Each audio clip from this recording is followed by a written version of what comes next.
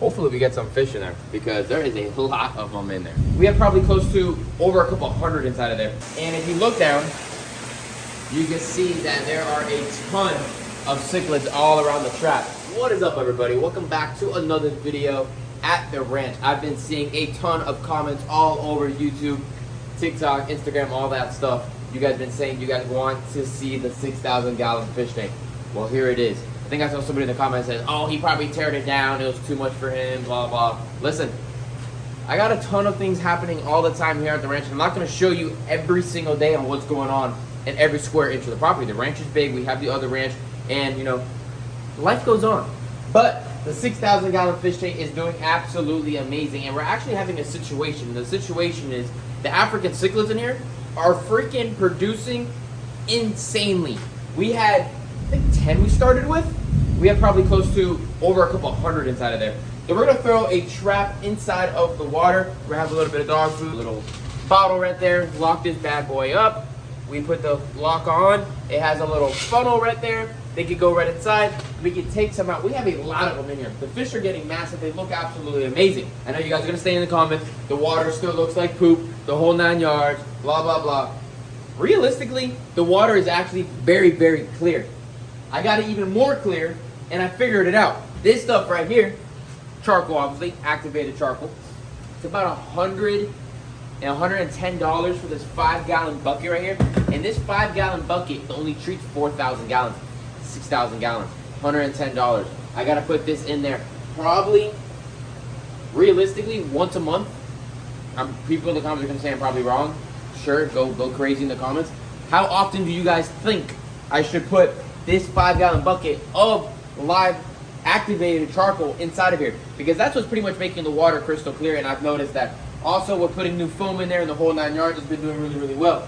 I'm gonna go to the top. I'm gonna throw this pellet in there, show you what's going on, and then throw that trap in there. Let these guys start coming. Just look real quick while I'm talking. The cichlids are all coming around. They're all moving around. Everyone's doing good in here. The fly river's doing good. Everyone's doing well. We had a situation with a little small arapaima. A small little arapaima unfortunately did pass away. It passed away because during our winter that we had, it got a little cool in here. And I thought we were having an insulated building, such a big fish tank, such thick concrete walls, thick floor, the whole 9 yards. You know, it really wouldn't get too cold in here. But it did get a little too cold in here. And unfortunately, I think that's the reason why I passed away. Our Peribia catfish right over here is doing really, really well. He's getting real big. Our albino arowana is doing well too. It's just these two in here. We're gonna wait for this guy probably to get another 1.5 feet or so. He is flawless before we throw him inside of here. The more we talk, the more these guys move around. You see the tinfoil barbs, the original day one fish that we put inside of here are still doing good. Fly River down in the bottom is doing great. He eats a lot. I pretty much have everybody just on a pelleted diet now. Nobody's really just eating cut fish too much. It's a lot easier just to throw this fish diet in here. I'm gonna have my Amazon wish list. If anybody wants to buy me some of that, feel free. I would really appreciate it. If not, I'm just gonna have to keep on buying more like I do all the time anyways. Throw this inside. Let's get that. Drop that down. Let it sit for about 20-30 minutes and see if we catch any African cichlids. The fish in here are not predators. They're not eating them whatsoever. So we're gonna have to start controlling it ourselves. We're gonna collect them and put them into our aviary pond. So let's do it. I'm gonna show you what happens when I tap the top real quick. All right, I don't know if you guys saw, the African cichlids, I'm sure, came up and started having a frenzy. There is a lot of them inside of here. We have the trap down on the bottom as well right now. Hopefully we get some cichlids to go inside of there. That's really the only way we'll be able to do it, unless we freaking drain this thing down to like nothing. Big fish will be flopping around to scoop them out. But you can see these African cichlids, I mean, there's a lot of them inside of here. We have tons of babies growing inside of here. They are mouth brooders. You know, they hold their babies inside of their mouth, so they just have tons and tons and tons of babies. We can see the babies on the sides over here as well. Look here on the side of this, on the walls. They're just all on the walls, you guys, all over there. But yeah, you guys, I mean, the fish tank looks really, really well. I can see all the way to the back. You guys might not be able to. I personally still wanted to get a tad more clear, but the fish are healthy. The fish are great. The water quality is great. I don't have the UVs on yet. The UVs are off. I have to get them back going again. But I mean, this is just my hobby, you guys. As long as the fish are happy, the fish are growing, the water is clear enough that I can see all the fish come up to eat like this right here. I am happy, you guys. Nowhere in the wild is the water this freaking clear, unless it's a spring or some type of crazy well. Unfortunately, the water here is not the best. As you guys see with Paul has to bring in water all the way from Miami for his saltwater fish tanks.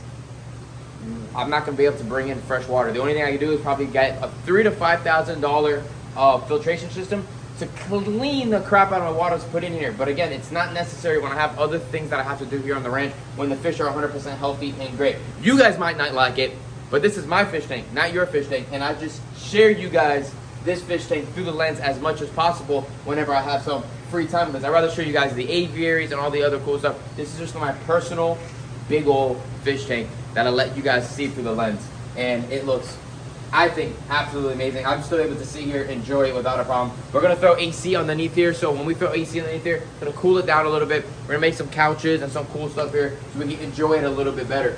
But let's let that freaking trap sit for a little while and come back in here, and hopefully we get some fish in there, because there is a lot of them in there. It's been about 24 hours now since we threw this trap inside of the 6,000-gallon fish tank, and if you look down, you can see that there are a ton of cichlids all around the trap. So let's pull this trap up, and I know there's a few individuals in there, so let's load them up and let's look at these beauties. Oh yeah, baby. We got some fish in there. Oh. That was lovely, you guys. We just dropped in all the fish food in there and just murked up the whole entire tank. That's nice. Oh my god. Alrighty, so let's see what we got. We got 1, 2, 3, 4, and 5. That, for 24 hours, we only got 5 African cichlids inside of here, and there are thousands more. We just made the water look like a freaking, now the water's back. Now you guys can say the water back. Now it looks like a freaking ocean. But I don't know if you guys can notice, in the back walls over there are just so many individual little Africans. There's hundreds of them inside of here. We're gonna have to do this day in and day out to try to do a dent of this population. But realistically, as you guys know, they're very, very, very fast breeders. They breed like crazy.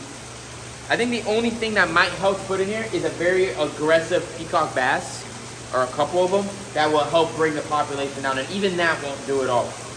But it is what it is. For my friends and family that like African cichlids, we can definitely give them some. Let's go take these guys into the aviary and let's go release them. It's quite the jungle inside of this aviary right now, I ain't gonna lie. The weeds are tall, the grass is tall. By the time I start from one side of the property to the other, this side grows back.